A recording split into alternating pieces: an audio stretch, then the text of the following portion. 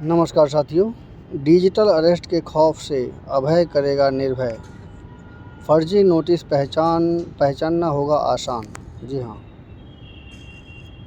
इस साइबर महामारी से लड़ने के लिए सीबीआई ला रही है आर्टिफिशियल इंटेलिजेंस आधारित चैटबॉट अभय। इससे लोगों को यह पहचानने में मदद मिलेगी कि उसके पास आया नोटिस असली है या किसी जालसाज का बुना हुआ झूठ।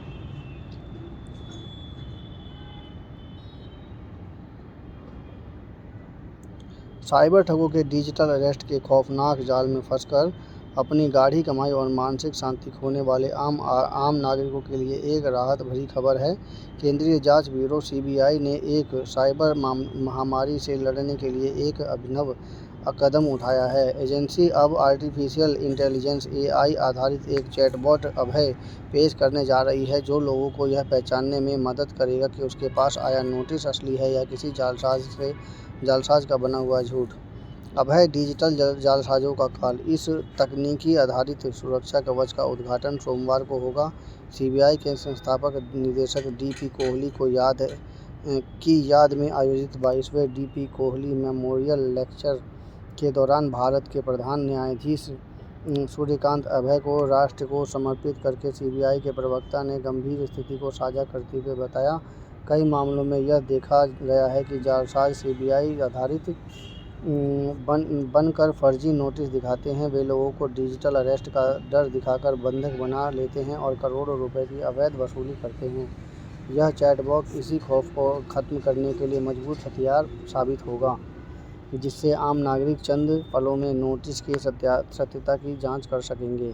न्याय की मशाल व एक महान विरासत। साइबर अपराध की विभीषिका का अंदाज उससे लगाया जा सकता है कि हाल ही में सुप्रीम कोर्ट ने इसे लूट या डकैती करार दिया है।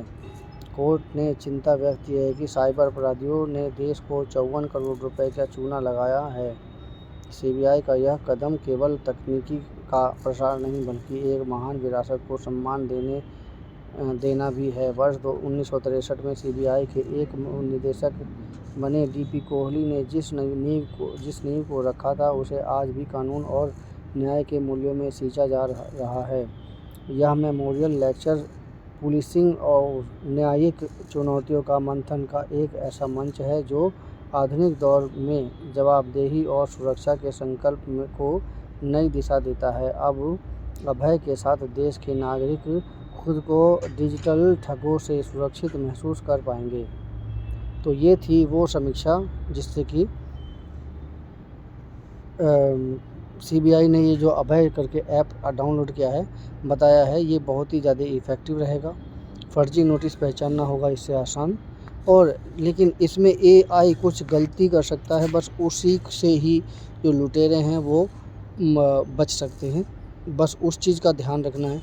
जैसे कि अगर किसी चीज़ को बार बार, रिपीटेशन का मतलब होता है बार बार किसी चीज़ को रिपीट किया जा रहा है, तो एआई उसे कैप्चर कर लेता है। अगर वो रिपीट नहीं किया जा रहा तो एआई उसे कैप्चर नहीं कर पाता। यानी कि एक तरह का सॉफ्टवेयर अगर बना दिया जाए ना, जो कि अभी अभय ने बनाया है, तो ये वाकई में इफ़ेक्टिव हो सकता है और इससे हमारे देश को बहुत ज़बरदस्त बेनिफिट मिल सकता है।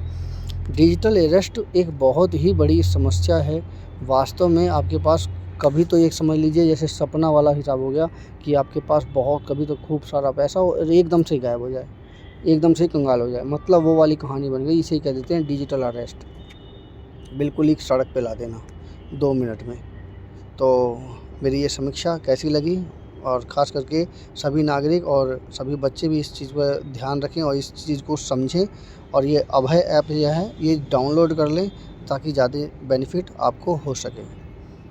धन्यवाद।